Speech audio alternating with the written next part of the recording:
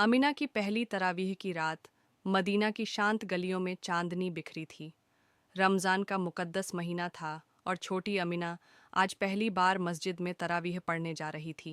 उसका दिल खुशी और इबादत के एहसास से भर गया था।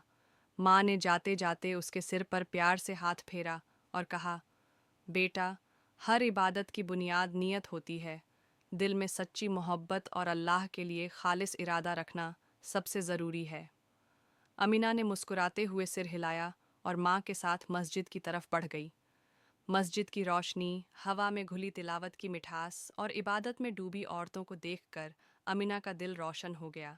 जैसे ही अजान की सदा गूंजी, उसे लगा मानो सारा जहां एक पल के लिए रुक गया हो।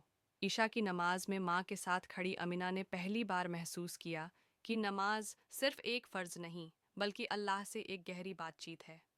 तरावीह शुरू हुई और हर रकत के साथ अमीना की रूह को सुकून मिलता गया। पहले तो उसे लगा कि इतनी लंबी नमाज में थकान होगी, मगर हर सजदे में उसका दिल और हल्का होता गया।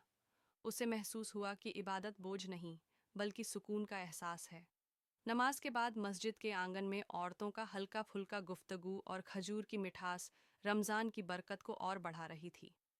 अमीना ने जब बुजुर्ग औरतों से उनके पुराने रमज़ानों के किस्से सुने, तो उसे एहसास हुआ कि रमज़ान सिर्फ रोज़ों और नमाज़ों का महीना नहीं, बल्कि मोहब्बत, सब्र और अल्लाह से नज़दीकी का महीना है। जब वह घर लौटी, तो उसका दिल इबादत की रोशनी से जगमगा रहा था।